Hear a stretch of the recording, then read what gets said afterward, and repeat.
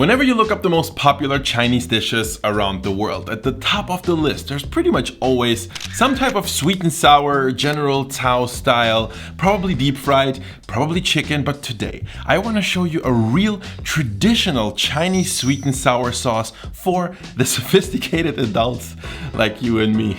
I am of course talking about the Sichuanese Yuxiang flavor, which just so happens to be the perfect companion for pretty much my favorite eggplant dish of all time, the buttery, sweet and sour Yuxiang eggplant. This is part 3 in my series on the amazing food of Sichuan, one of the big culinary families of China. This series is sponsored by Ming River Baijiu. Baijiu is China's #1 distilled spirit, and Ming River is the first brand bringing the original Sichuan Baijiu to people outside of China. More on that later, but for now, let's talk about sweet and sour sauce. And first of all, yes, it's true. There's a lot of sweet and sour food in China. There are tons of regional varieties all the way from the north to the south, from the coast into the mainland. But all of these local sweet and sour dishes have at least 2 ingredients in common. 1, there's always some type of sugar, and 2, there's always some type of vinegar, hence sweet and sour. And when you look at it historically, it makes a lot of sense. You see, China has been very early to the global sugar game, starting to cultivate and refine sugarcane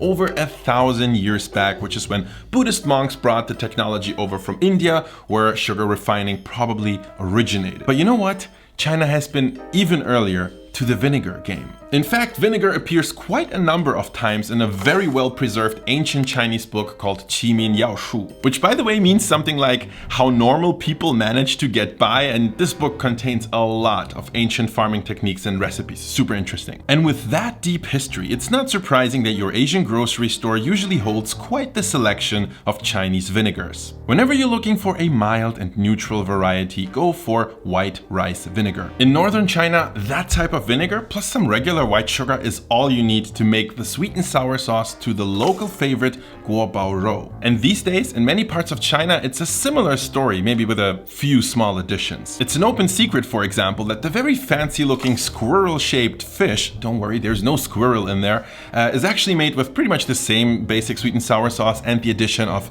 ketchup. It's pretty much the same with the ever-popular Cantonese gulao rou, even though that was traditionally made with hawberries, as I learned on Chinese Cooking Demystified.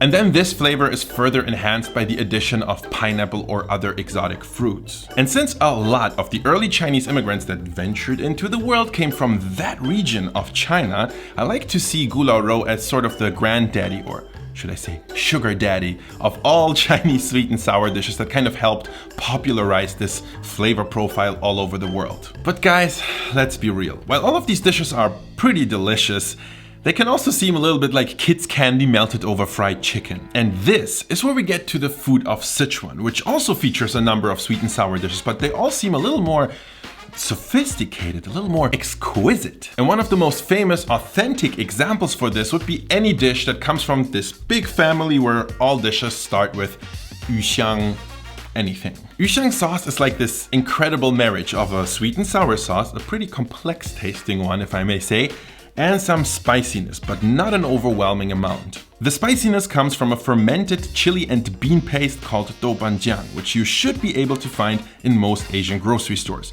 You can also use sambal oelek or even sriracha as a substitute. Another big reason for this nuanced taste of the Yuxiang flavor is the vinegar. This is where you can really make use of that huge selection in your Asian grocery store. If you're lucky, you can find a dark vinegar called Baoning.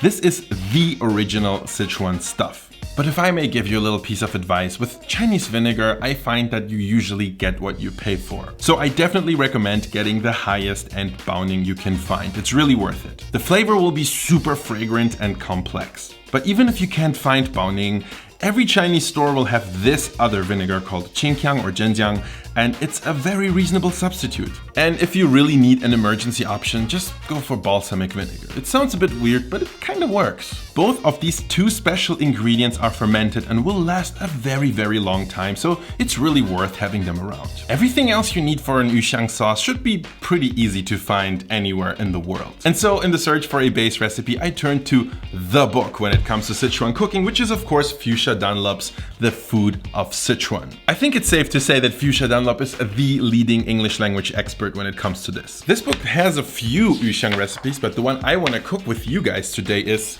this one, Yuxiang eggplant, my all-time favorite. And for that, we're gonna need some eggplants. If you can get the purple Asian eggplant, great. If not, just use any other kind. Cut it into batons, then sprinkle with some salt and toss. We do this to soften and dehydrate the eggplant, after which you want to pat it super dry. This step will usually take at least 30 minutes, so just enough time for me to pick up the food of Sichuan, read this amazing book, realize that I have so many more questions. If there was only a way I could speak to the author of this book. I just felt that Sichuanese food is having a moment now of global recognition, and I wanted to write a book for that, really. Ladies and gentlemen, the author of this book, the one and only Fuchsia Dunlop, Sichuan food expert. Well, I think there is this very dominating stereotype that it's all about mala, numbing and hot, lots of chilies and Sichuan pepper. And indeed, that is the stereotype within China as well. But actually, it's much more subtle than that. Local chefs would say that their sort of maxim is 一菜一个白菜百味, which means each dish has its own style and 100 dishes have 100 different flavors. So that's the thing, really, that I think that people just don't recognize this stunning variety and the fact that a good Sichuanese meal is a sort of journey of the palate. Okay, so while we actually have a bona fide Sichuan food expert on the line, let's reveal the biggest mystery surrounding the Yuxiang flavor.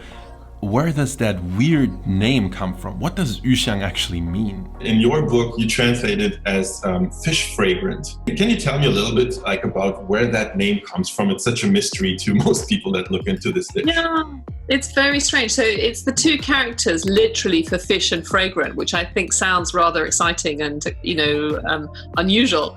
But the thing that's really surprising is that there's no fish in it. The flavor profile is pickled chilies, ginger, garlic, spring onion, bit of sugar and vinegar. But what the local explanation for this curious name is that it uses the seasonings for traditional fish cookery. And indeed, it uses the same ingredients that are used to cook fish, particularly in southern Szechuan. There is an alternative explanation, which is that in the past, when people were pickling their long red chilies, Zhenjiang, a local variety of chili, they pickle them in brine.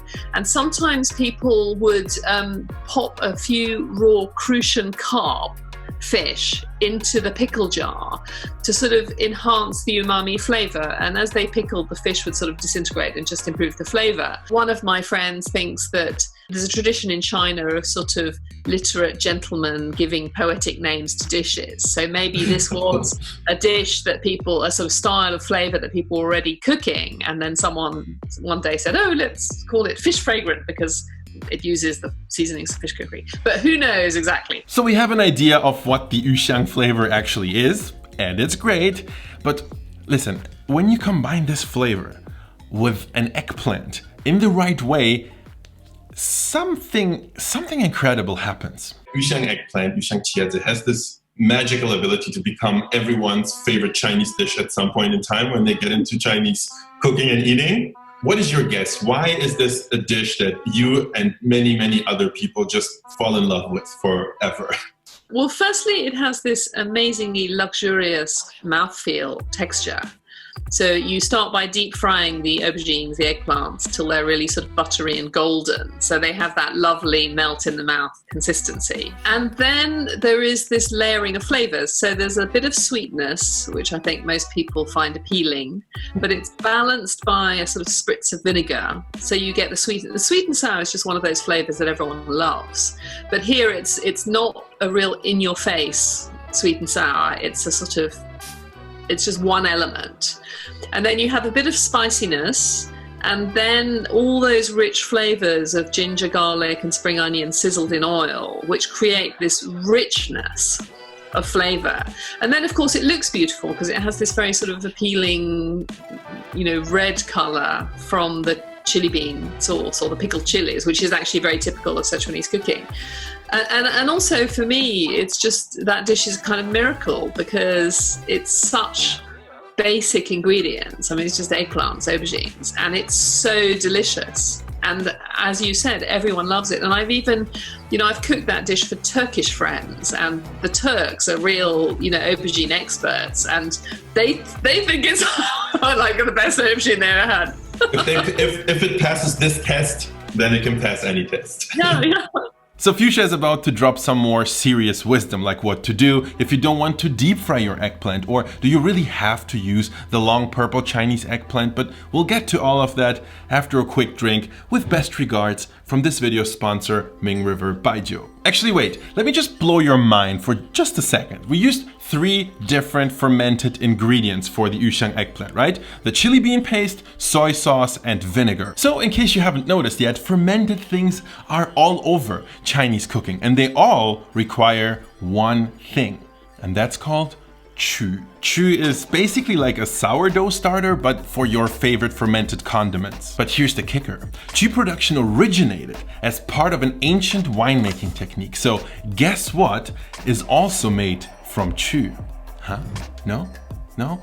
Yes, it's Ming River Baijiu. I kid you not, chu is what actually turns the grains used for baijiu production into that sweet, sweet alcohol. And because chu is pretty much made from microorganisms that are being harvested from quite literally the air around you, it's no surprise that every region's chu will taste differently, and that is what gives Ming River Sichuan Baijiu its unique aroma. Okay, now I definitely need a drink. And to pair with Yuxiang eggplant, today we're making a long drink called General Ming. It couldn't be simpler. Equal amounts of Ming River Baijiu and red vermouth. Top up with tonic water, and then just give a lemon rind a little squeeze for that citrus oil.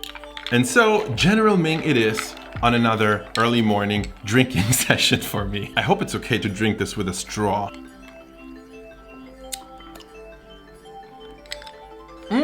Listen, if you like gin tonic, you're gonna love this one. This is actually really good. I'd definitely finish this one right now, but I still have a video to edit. Thank you, Ming River, for sponsoring this series. If you guys are interested in trying the flavor of the original Sichuan Baijiu, Ming River is 100% the way to go, and they're available in the US and Europe. Check out the links in the video description to find out how you can get your hands on some of this stuff. But now back to Fuchsia Dunlop and some expert level Yuxiang eggplant cooking tips. How important is it to use a Chinese eggplant versus a Western eggplant, let's say? The most beautiful Yuxiang Qiezi is made with the sort of purple eggplant, and you can see the photograph in my book, which is actually my favorite photo in the book. I managed to get the Chinese purple aubergine, and then it just adds this iridescent purple color, and it's totally beautiful. But actually, flavor-wise, the dish is really about the flavor combination, and I don't think it matters. It's delicious whichever way you do it. You deep fry it, right? You pass it through oil. Well, I mean, I think it's worth it, isn't it? So you look at the result. I mean, when is deep frying not worth it, right? Yeah. A lot of people are like, they love eating it, but when it comes to cooking, Yuxiang Qiezi, they're a little bit hesitant because deep frying is always a little bit of a step. Firstly, I would say that one reason that people don't like deep frying is that you need so much oil. But the way I do this at home is that I actually fry the eggplants in several batches, so I don't use that much oil, and then you could reuse the oil for seasoning the wok or for other things. I have also done it by roasting the eggplants in the oven so that they are golden, a bit caramelized. Problem with that method is that it doesn't fix the shape. So if you then take them out of the oven tray and put them into the sauce, they disintegrate. It'll still taste good, but it'll be more like a mush. And there is another way that I've also done it as a dish served either hot or cold, maybe for a buffet, is that you cook them in a tray in the oven and then make the sauce and pour it all over them. And if I was serving it not hot but cold, then I would not thicken the sauce and maybe use a little less liquid. So I would say that if you really don't want to deep fry, then yes, roast them in the oven, pour the sauce over so they don't disintegrate. But it's just a slightly different sort of dish. So eggplants are not the only things, right, that are being cooked in the Yuxiang flavor. What other options, what other popular options are there in Sichuan? Well, I mean, the most famous one really is Yuxiang which is like pork slivers. There's a recipe in the book too. Thin slivers of pork with a bit of woodier mushroom, and then either celtus, lettuce stem, or bamboo shoot usually. That is the real classic, actually, more so than the fish fragrant eggplant, which is more like a home style dish. You can do cold fish fragrant dishes. I've got in the book a sauce for cold poached chicken with the fish fragrant sauce, and that's sometimes used for rabbit or for chicken. Fish fragrant seafood. In season, the tender shoots of oilseed rape just for like 1 month in the winter, but they will do in a fish fragrant sauce, which are delicious. Yeah, and then also if you go to a Muslim restaurant, they'll be doing probably lamb or beef in a fish fragrant sauce. So it's really about flavor, and you can do whatever you like. But curiously, the only thing that you never have really is a fish fragrant fish.